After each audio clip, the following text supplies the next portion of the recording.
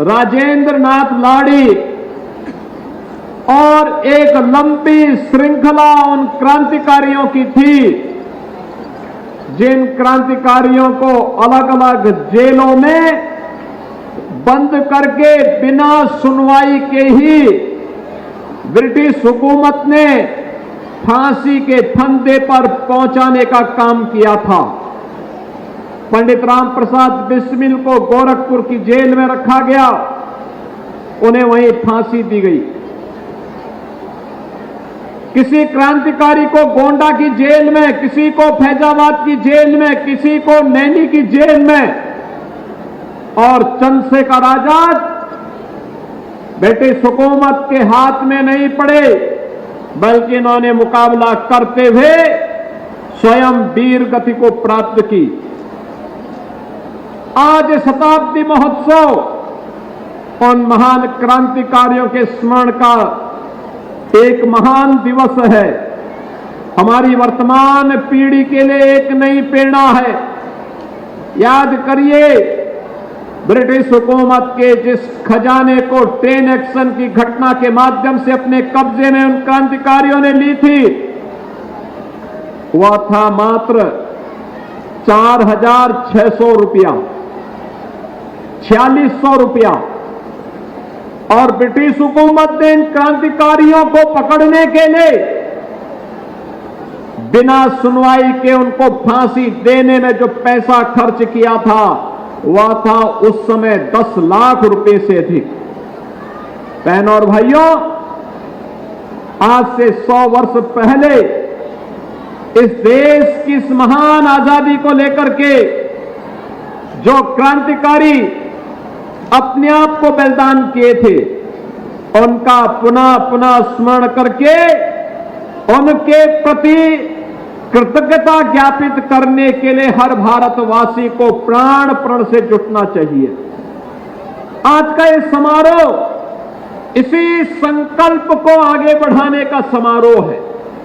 आज जब हम यहां एकत्र हुए हैं तो हमारा संकल्प होना चाहिए कि राष्ट्रभक्ति को फिर से जन जन के हृदय में हम प्रतिष्ठित करें, क्योंकि राष्ट्रभक्ति का जो उदग्र भाव उन महान क्रांतिकारियों ने संचार किया था, जिसमें स्वयं की परवाह के बगैर हमें अपने देश को विदेशी हुकूमत से मुक्त करना है और उसके लिए अपने आप को बलिदान देने की, हर कीमत को चुकाने का जो जज्बा था, उस जज्बे का परिणाम ही है, उसी जज्बे का परिणाम है कि देश 1947 में आजाद हो गया।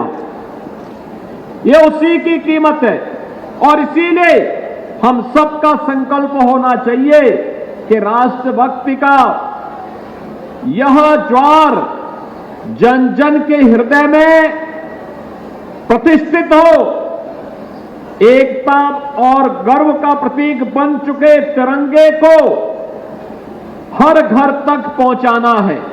याद रखना, भारत की आन मान और शान का प्रतीक तिरंगा झंडा हमारा राष्ट्रीय प्रतीक है।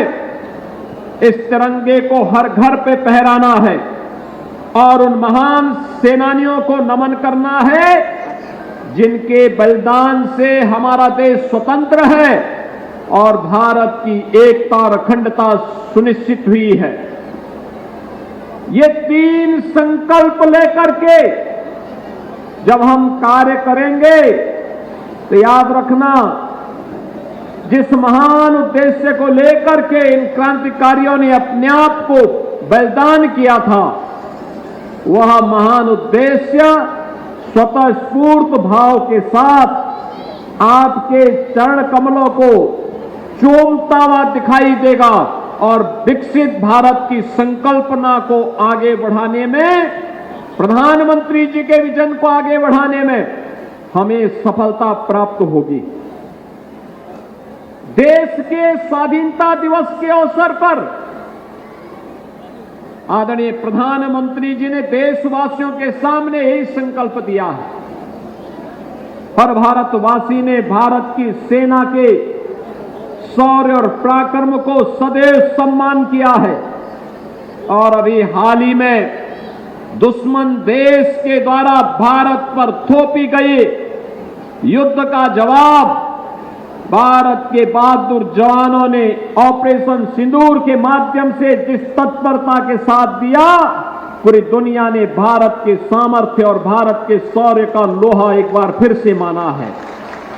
बहनों और भाइयों, अपने सैनिकों के प्रति सम्मान का भाव रखते हुए पूरे देश के अंदर प्रधानमंत्री जी ने हर भारतवासी का आह्वान किया है कि हम 13 अगस्त से 15 अगस्त तक हर घर तिरंगा के आयोजन के साथ जुड़ेंगे। हर स्थल पर, हर गांव में, हर नगर निकाय में, हर वार्ड में तिरंगा यात्रा निकले। भारत के प्रति हमारी राष्ट्रभक्ति का ये प्रमाण हमारे घर के ऊपर तिरंगा झंडा हो और हम सब तिरंगा यात्रा के माध्यम से राष्ट्रीय एकता के संदेश को, विभाजनकारी ताकतों के मंसूबों को तोड़ते हुए आगे बढ़ाएं। अगर इस संकल्प के साथ हम आगे बढ़ते हैं तो बहनों और भाइयों, आजादी का ये महोत्सव एक बार फिर से हर भारतवासी को अपने आप के साथ जोड़ने में सफल सिद्ध होगा। भारत के उन महान स्वतंत्रता संग्राम सेनानियों के प्रति कृतज्ञता ज्ञापित करने का यह अवसर हम सबके सामने है। जब ये देश अपनी स्वाधीनता दिवस के आयोजन के साथ जुड़ रहा है, घर के ऊपर तिरंगा हो और हर भारतीय के मन में स्वदेशी का भाव जागृत हो। याद करिए, यह देश जब अपनी आजादी की लड़ाई को लड़ने के लिए आगे बढ़ा था, राष्ट्रपिता महात्मा गांधी ने हर भारतवासी को स्वदेशी के मंत्र के साथ जोड़ने का काम किया था। स्वदेशी हमारे जीवन का ध्येय बने, स्वदेशी हमारे जीवन का मंत्र बने। हम जिएंगे स्वदेशी के लिए, हम मरेंगे अपने देश के लिए। अपनी राष्ट्रभक्ति की इस पराकाष्ठा के साथ जब भारत आगे बढ़ेगा तो दुनिया की कोई ताकत भारत का बाल बांका नहीं कर पाएगी। और आजादी का ये संदेश हम सबको इस उद्देश्य के साथ आगे बढ़ाने के लिए प्रेरित कर रहा है। बार बार मैं आपका आह्वान करूंगा, बहनों और भाइयों, जब हम कोई स्वदेशी वस्तु खरीदते हैं, पर्व और त्योहारों की परंपरा प्रारंभ हो रही है और पर्व और त्योहारों की इस परंपरा में हम स्वदेशी वस्तु खरीदते हैं तो हमारे हस्तशिल्पी और कारीगर काम पाते हैं। उसका जो पैसा हम देते हैं वह हस्तशिल्पी, कारीगर और हमारे उद्यमियों के पास जाता है। जो उनके पास जाएगा वह देश के विकास में ही खर्च होगा, वह देश के विकास में खर्च होगा, देश के उत्थान में खर्च होगा, देश की समृद्धि में ही वह पैसा लगेगा।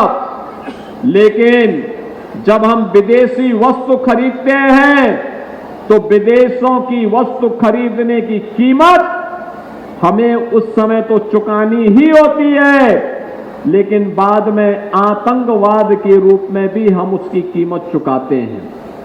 आतंकवाद का दंश झेलने के लिए भी हम मजबूर होते हैं।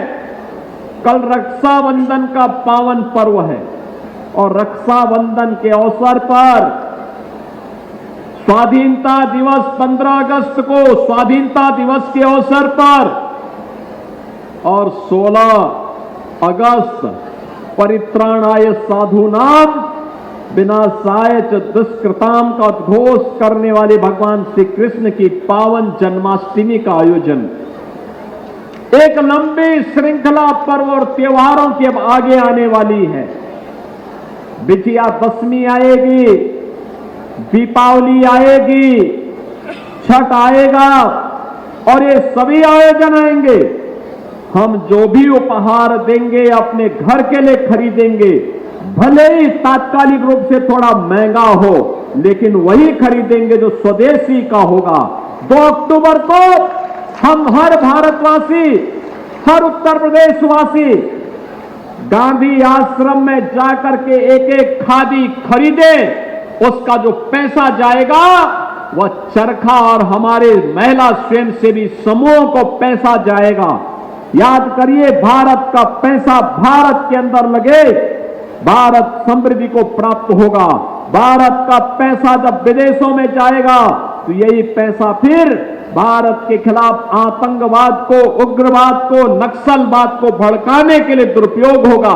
हमें इस प्रकार की किसी भी उस दुराभिसंधि से बचना पड़ेगा जो हमारा ये पैसा हमारे खिलाफ इस्तेमाल हो।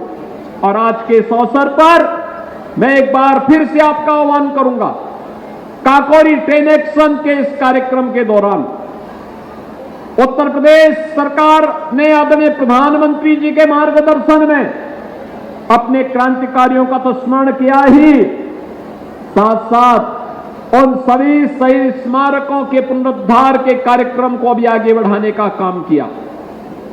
उत्तर प्रदेश इस देश से बड़ा समृद्धशाली है।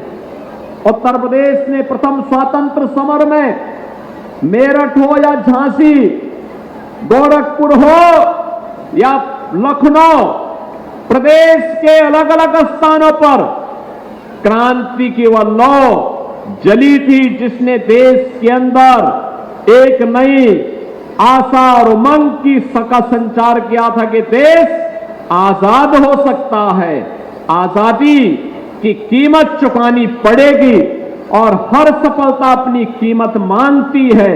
और वहां 1857 में एक साथ पूरे देश के अंदर कहीं झांसी की रानी लक्ष्मीबाई थी, कहीं धन सिंह कोतवाल थे, कहीं पर इस लौ को जलाने का काम बंधु सिंह जैसे क्रांतिकारी कर रहे थे।